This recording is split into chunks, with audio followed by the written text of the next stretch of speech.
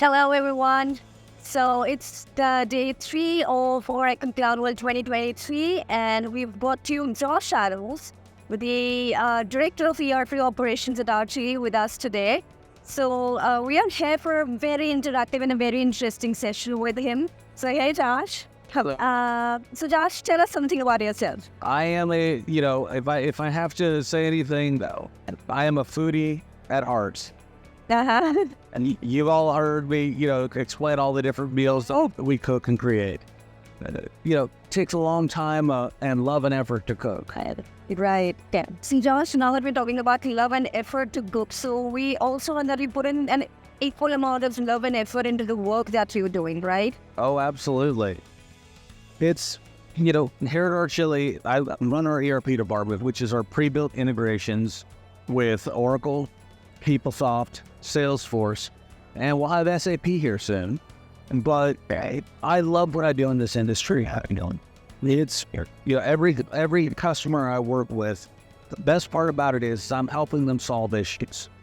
And it's issues that most people don't even think about, but once they realize it, you see their productivity go out like that. Right.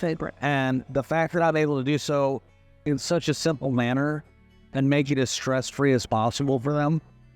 Hey, what else should you ask for? Well, glad. So when you talk about ERP, so there's a segment of the audience, we being in the industry know what ERP stands for. But for those who don't know what ERP is, could you just explain to them what it is? So ERP stands for Enterprise Resource Planning Software. So in most of the large organizations in the world, be it universities, companies, etc., they're running with a system that takes care of the payroll, takes care of inventory, recruiting, basically every aspect that runs a business. And instead of having separate and disparate systems, it all, reports and records into one system so that it's much easier for them to track all of their expenses and such. Right. And how long have you been actually dealing in the ERP segment? So, technically, I've been in the ERP segment for over 5 years. Wow. Well, I've been in the resume parsing industry for well over a decade. So, now that we talk about your leading the ERP division, and know how you you built a team as well. So, building the team, to me, I sit there and look at where we're at today versus where we came from. So I started with RChilli at the beginning of 2021. Right. At that point in time, we only had the integration with PeopleSoft, and the team consisted of me. Oh. And I was assigned a data mining person. We brought in a second business development manager, Anna. Right. And started picking up even more. Now, in March of 2021, before we brought in the first business development manager, right. Oracle came to us asking us to build the integration with the Oracle Recruiting Cloud.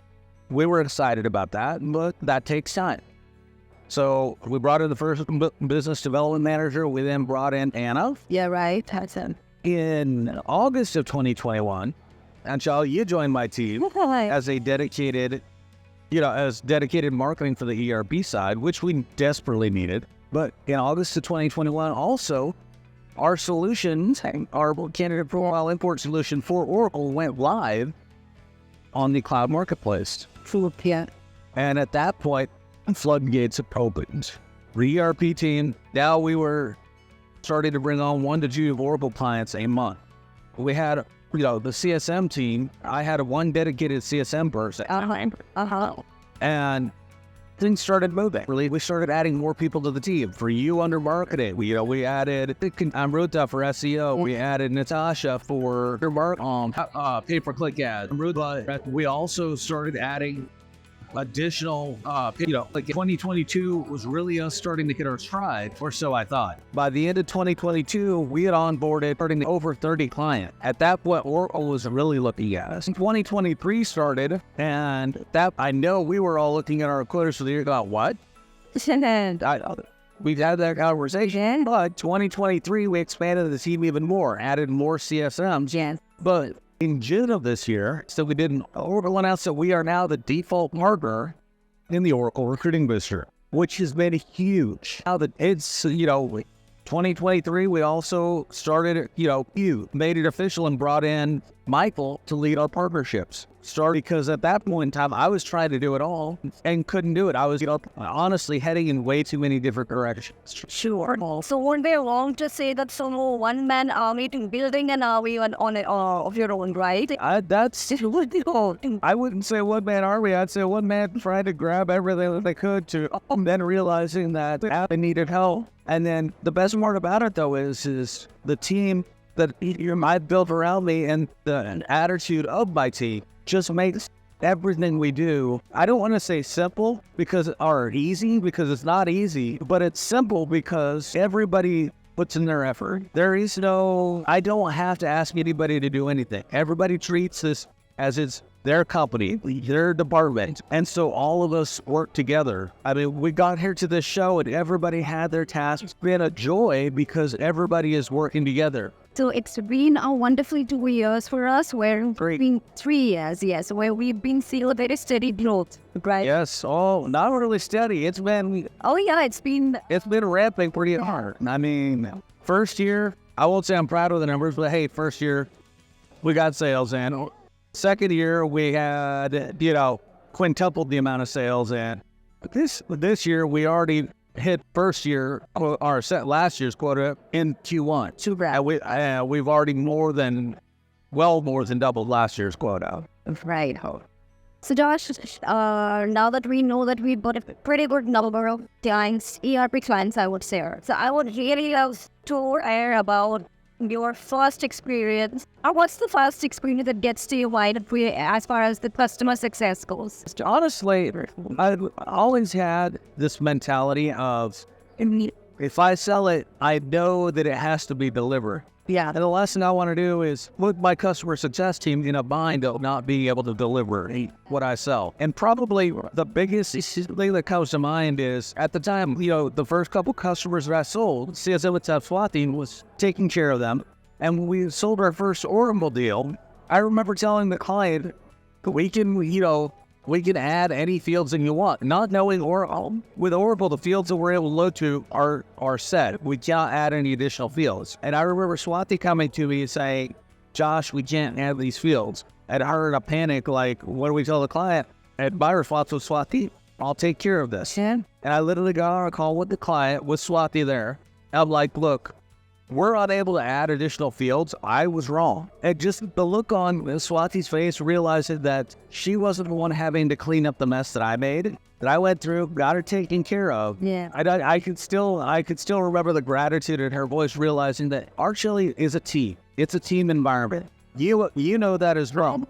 For sure. There is no ill will or mean or ignoring anything from sales to CSM. Or from CSM to tech.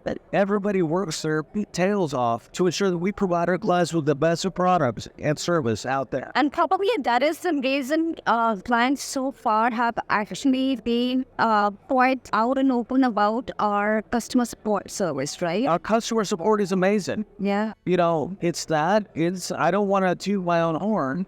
It's also the fact that when it comes to sales, it's not about pushing them. Yeah.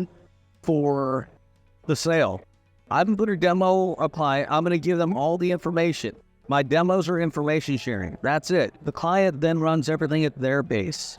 I don't chase after them. I don't ask them when they're going to sign, because that in itself is not important. Having a happy long-term client, because when they're implementing Oracle, that can be a multi-month to a year-long affair. Now, the last thing they need is for me to be calling them saying, hey, are you ready to sign yet? Yeah. Nobody wants that. So, Josh, we were at Oracle CloudWorld. Yes. I think your second year here? Second year. What can we or the audience expect in the coming Oracle 2024?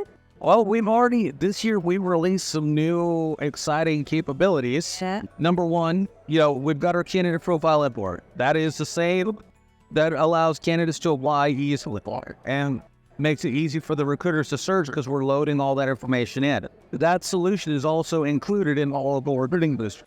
So clients can come to us, or they could go to Oracle and get that. But one of the things that we did was we made a tool that allows recruiters to instantly parse in resumes and create candidate profiles in Oracle. That's getting a lot of traction. Another big thing that's getting a lot of traction is our ability to, and when we're parsing resumes, add a redacted and templatized resume for unbiased or blind recruiting on that candidate's profile.